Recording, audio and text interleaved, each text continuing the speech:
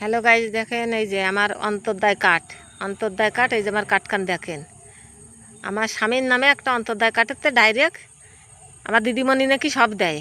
তা দিদিমণির কাছে একটু অনুরোধ করি আমি, যে দিদিমণি এই কাঠটা আমার একটা ঘর এসেছিল, অনেক সুযোগ সুবিধা এসেছিল, ছাগল গরু হাঁস মুরগি আছে নাকি সব জিজ্ঞাসা করেছে। ডাইরেক্ট কেন্দ্র সরকার পাঠিয়েছে যে দেখ 4 গরিব মানুষের জন্য আমাদের একটা, যে আমি দৌড়াদৌড়ি করছি, আমার বাড়ি ইনকোয়ারি করে গেছে, আমাদের 4 জনের বাড়ি ইনকোয়ারি করে গেছে। আমাদের অন্তর্দায় কাটাতে এই যে আমার কাঠটা অন্তর্দায় কাটাতে ঘর এসেছিল আমার স্বামীর নামে। এইবারা বলিছে যে তোমাদের ছাগল আছে নাকি, হাঁস আছে নাকি, মুরগি আছে নাকি, গরু আছে নাকি, এই কথা জিজ্ঞাসা করেছে মোল্লাবিলে পঞ্চায়েত। এবার গ্রাম পানপুর, আমাদের 103 পাট গ্রাম পানপুর, পোস্ট পানপুর, জেলা নদিয়া, থানা হরিঙ্গাটা। ও থানার দারোগা বাবুর কাছেও গেছি, দারোগা বাবুরা আমাকে কোনো কিছু করিনি, আমাকে মারতে হচ্ছে বাড়ি।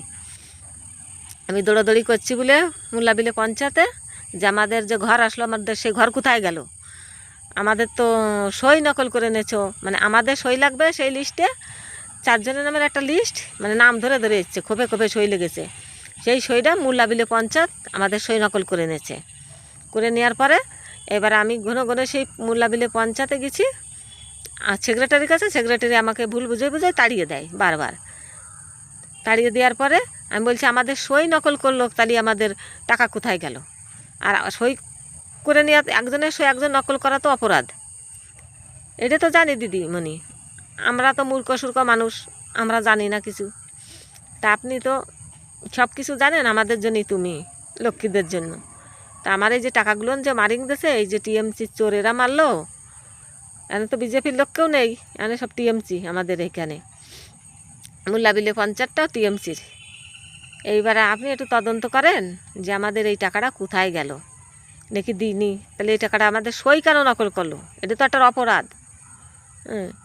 আমি এইটুকু আপনার কাছে চাই যে এই টাকাটা কে খেলো, আমাদের ঘর না দিয়ে অন্য লোকের পাকা ঘর দেখায় ফটো তুলে নিয়ে যে আমার সই নকল করে, আমার স্বামীর সই নকল করে টাকা তুলে খেয়ে ফেললো।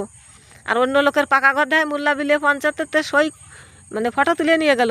সেই কথা বলেছি বলে মোল্লাবিলের সম্রাট এখন প্রধান, আপনি তো চেনেন, আমাদের বিডিও হরিঙ্গাটা। এইবারা সেই সম্রাটও আমাকে মারতে গেছে লোক দিয়ে, যে আমার বাড়ি সই নকল ফটো করতে এসছে অন্য লোকের পাকা ঘর দেখাইয়ে।